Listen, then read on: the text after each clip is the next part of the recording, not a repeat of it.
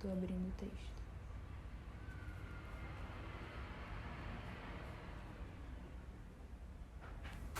Vou começar. 3, 2, 1 e...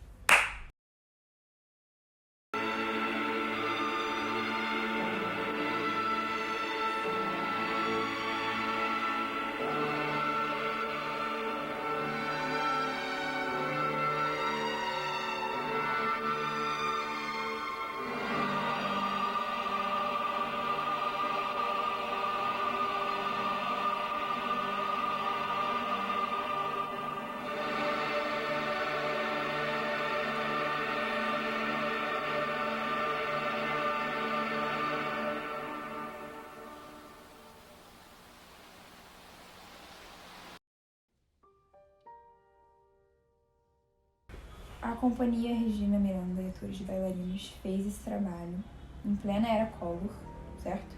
Certo. Que foi quando aconteceu aquele confisco de dinheiro aplicado nas contas correntes da população. Então a situação financeira do país estava muito fragilizada nesse momento. E isso reverberou muito na área da cultura, como sempre reverbera. Aí você diz na sua dissertação de mestrado que a Lei Sarney era o último mecanismo de incentivo à cultura e ele tinha sido revogado nesse momento. Então realmente não tinha dinheiro para fazer nada. Quer dizer, você e os outros 192 artistas trabalharam naquele projeto completamente de graça e era um projeto massivo, um projeto gigantesco que ocupou muito esforço e muito tempo de vocês, de todo mundo. Algumas empresas, você cita na dissertação, ajudaram com materiais. A Globo cedeu figurino, o Teatro Municipal também, a GE contribuiu com a iluminação, enfim, mas tudo era completamente sem verba. O que é importante dizer também é que além do confisco do dinheiro, enfim, do país, das pessoas do país, havia um ataque maciço em relação aos artistas, né? A classe artística, ela foi realmente, mais uma vez, perseguida e responsabilizada, enfim, era visto como uma classe subversiva, vamos dizer assim. Sim. Então, isso foi foi arrasador, né? O Collor via os artistas como inimigos, né? Exatamente, exatamente. Inimigos políticos dele. Sim. Né? Como isso estava acontecendo no país, e a gente explicou que a gente não tinha, né? A cada pessoa que se interessava por fazer, a cada pessoa que a gente contactava, a gente explicava que a gente não tinha nenhuma verba. Sim. Né? E isso foi, assim, o projeto era muito, muito interessante, interessou muito as pessoas que foram chegando. Sim. Trabalhar com a própria Regina Miranda era uma coisa que as pessoas estavam também interessadas em fazer. E elas toparam. Então a gente, na verdade, só teve ideia do tamanho desse projeto no dia do primeiro ensaio geral. Queria falar também da instalação coreográfica, que adiante na sua dissertação você vai explicar como que se situou o espetáculo naquele espaço, né? Porque vocês ocuparam um museu de arte moderna inteiro do Rio de Janeiro. Ou seja, era uma obra itinerante que percorria todo o museu, em que a Regina estava procurando situar a experiência teatral coreográfica em espaços que não eram convencionais. Uma coisa que eu ouso dizer, Nina, ouvindo sobre esse trabalho, é que eu acho que não daria certo se fosse no estilo palco italiano, porque a própria escrita do Dante remete já a uma grande movimentação. Quer dizer, a gente acompanha ele transitando, né, estando em movimento, caminhando dentro do inferno, do purgatório e do paraíso. Então a obra toda, ela é significativa também por causa da relação com o movimento. E eu acho que foi por isso que deu tão certo o espetáculo, porque foram nas coisas não ditas, foi nos mínimos detalhes em que a itinerância aproximou a obra teatral coreográfica da obra literária.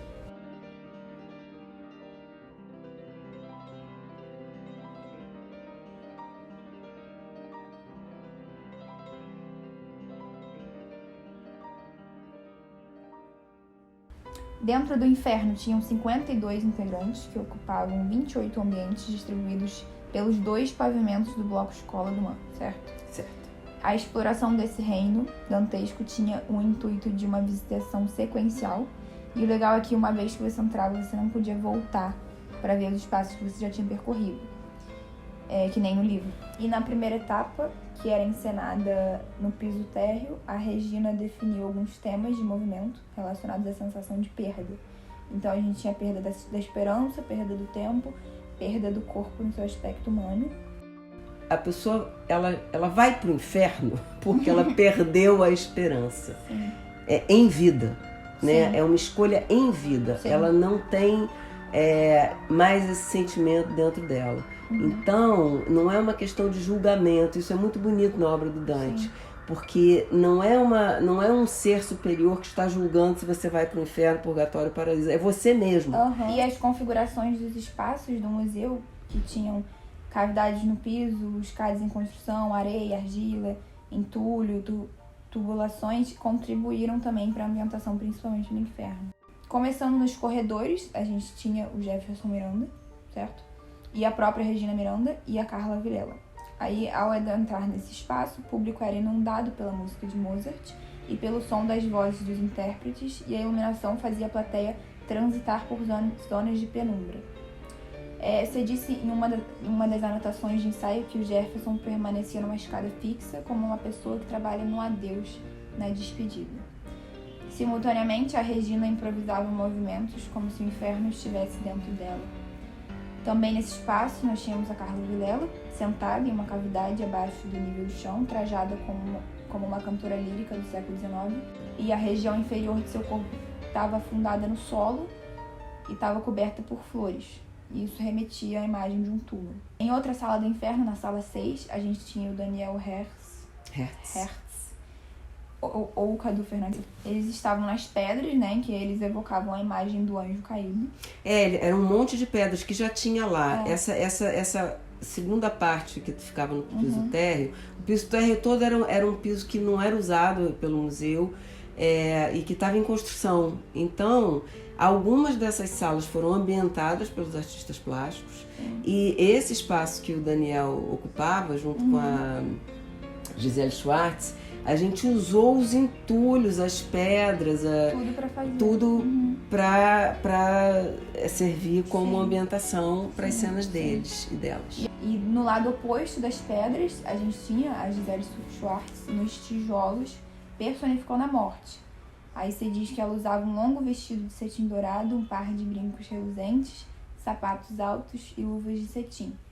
Aí com a mão esquerda ela segurava um leque de pernas artificiais e com a mão direita ela pegava porções de argila e as arremessava contra uma parede de tijolos. Era uma imagem bem simbólica, né? Da morte como uma mulher sedutora, uma mulher bonita, com movimentos envolventes e violenta ao mesmo tempo.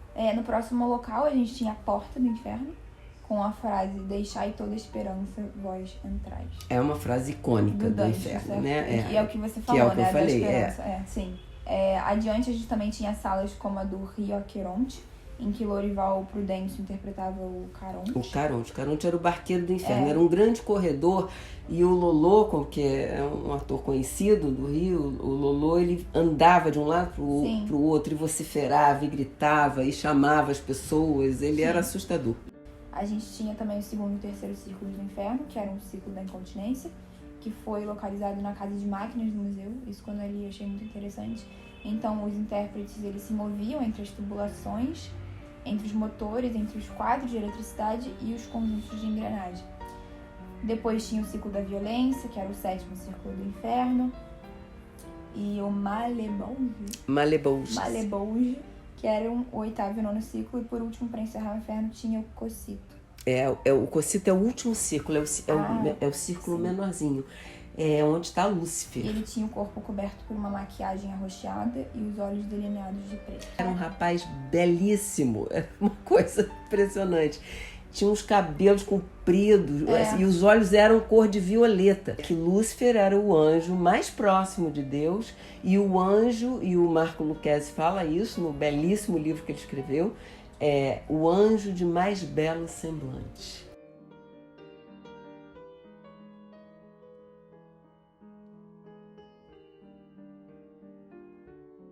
Em outra sala do Cocito, tínhamos uma estrutura feita pela artista plástica Ana Durães, A obra, que era feita em fibra de vidro, ela exibia a parte anterior de um vestido de baile. Era uma escultura, uma escultura belíssima. Que era em forma de um vestido de baile. Então, era um vestido de vidro, né? Uhum. E você fala também que ele parecia ter sido cristalizado pelos ventos porque o Cossito, a gente tem a imagem do inferno como um inferno quente, cheio de fogo, quente. E é isso mesmo, né? O Dante vai trazendo essas imagens.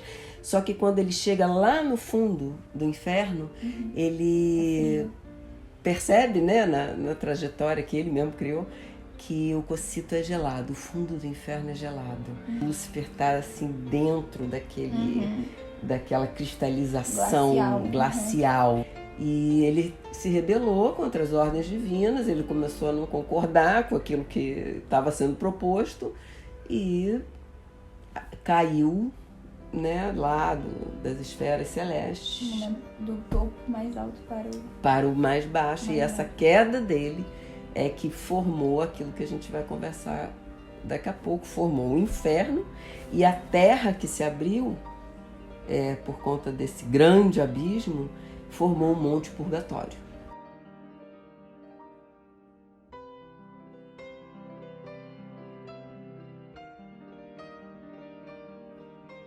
Depois do inferno, o público se direcionava para o purgatório, que é o espaço de redenção do amor em forma de ação. E nesse reino, a noção de tempo ressurge. O purgatório consistia em uma grande paisagem a céu aberto, em um grande plano geral. E a amplitude permitia a plateia traçar suas próprias rotas de exploração. O purgatório, ele era nos Jardins do Man, quer dizer, ele tinha uma parte, assim, um antipurgatório, que ainda era numa sala muito grande, mas ainda fechada. Você saía dessa sala, você descia uma rampa e você saía daquele inferno claustrofóbico. Sim. E você via a amplitude que tem no Man, né? Que está dentro do aterro do Flamengo. Então era uma diferença visual Sim. e sensorial muito grande. E aí o que acontecia com a itinerância da plateia? Ela tinha abertura para transitar muito mais livremente do que ela tinha no inferno. Então, nesse reino, a gente tinha 26 conjuntos cênicos coreográficos e 59 intérpretes. Aí, nessa transição, né, do inferno pro purgatório, a gente tinha a Maria Guilhermina tocando num piano de cauda, uma peça do compositor Robert Schumann. É como metáfora da invocação às musas feita por Dante no primeiro canto do purgatório, para que continuassem a ajudá-lo em sua jornada poética. A cada reino ele faz isso, ele faz uma invocação às musas para que ele consiga continuar escrevendo e colocando poeticamente as ideias dele.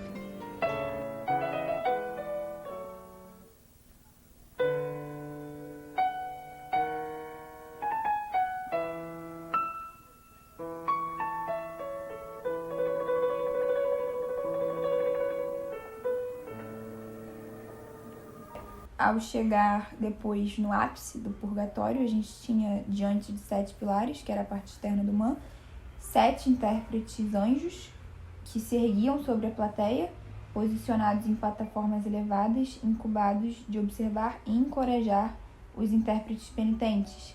Então, nesse ponto, a gente tinha soberba, inveja, ira, assídia... Assídia é preguiça. Assídia, avareza, gula e luxúria, como temas de transposição. A cada círculo desse monte, um dos pecados capitais estava sendo... A diferença do purgatório é essa, que ele não estava sendo punido, ele estava sendo purgado. Você estava purificando este pecado. Essa é a grande diferença do purgatório para o inferno. E até para o próprio paraíso. O inferno e o paraíso, eles são eternos. O purgatório, por que a noção de tempo volta? Porque tem esperança.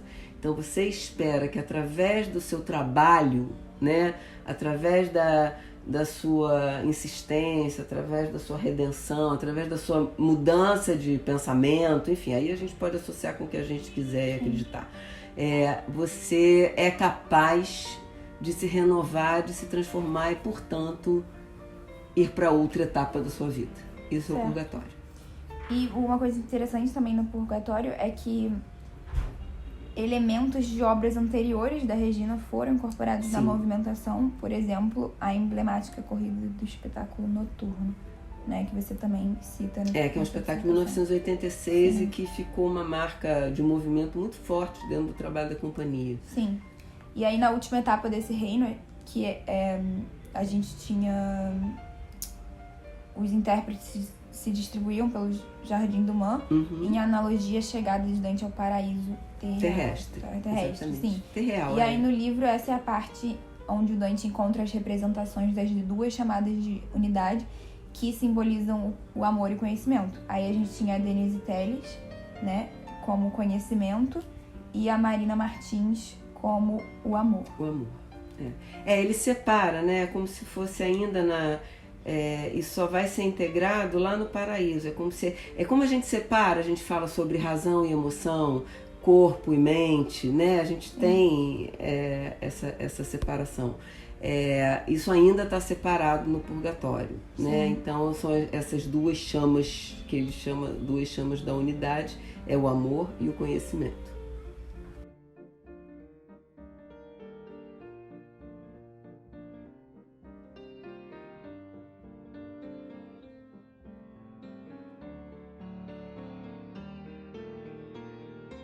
Agora o último reino, né, o paraíso, que contou com a participação de 12 intérpretes, distribuídos pelo bloco de exposições do Man e o terraço do Galpão das Artes também. No paraíso, Dante traça uma cartografia da luz, né, e para esse momento a dança surgia como uma metáfora da luz que integrava abstração e materialidade, amor e conhecimento. Aí no foyer, né, entrando no primeiro ambiente do paraíso, a plateia se deparava com um jovem corpo de baile, formado por 5 bailarinas clássicas da Escola de Dança Maria Helena. No Empírio, localizado no Salão de Exposições do Man, alguns intérpretes retratavam 4 ícones da história da dança. Então, a Fabiana Valor era Doris Humphrey, o Antônio Gaspar era Václav Nijinsky, Patrícia Brandão era Martha Graham. E chegamos em você, mãe? Eu fazia a Isadora Duncan misturada com a Beatriz, né? A Beatriz é o motivo da escrita da Divina Comédia, né? Dante escreveu a Divina Comédia para reencontrar a Beatriz poeticamente. Sim. Então a minha dança era uma fusão da Isadora Duncan, que foi uma bailarina e coreógrafa muito importante para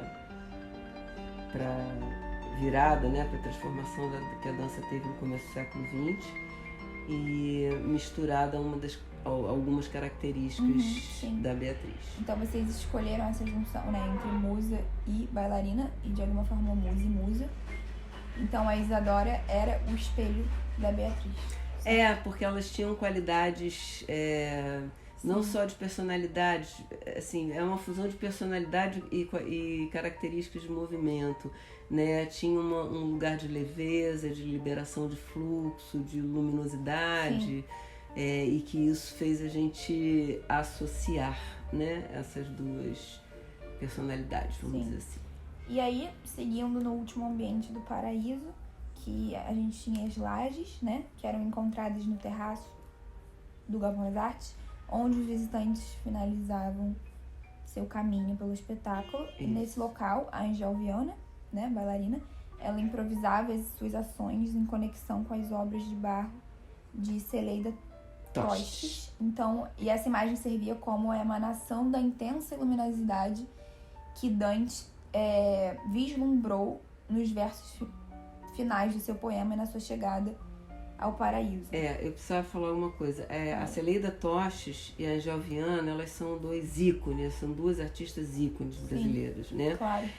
A Celeida, ela formou uma geração imensa de artistas e 2 potências femininas preponderantes para as artes brasileiras. Então, a Regina, além de querer prestar uma homenagem a essas 2 pessoas, assim, a Angel é mestra da Regina, a Celeida é uma mestra não de movimento, mas foi muito amiga da Regina, foi muito importante ter encontrado a Celeida na trajetória dela como artista, ela quis também falar sobre a potência do feminino como lugar de criação. Claro.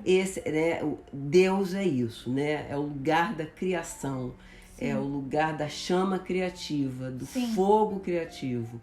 Então, é bonito de ver como a gente termina o inferno no gelo e, na verdade, o paraíso nesse símbolo, nesse elemento simbólico, que é o fogo, que está no barro. Sim.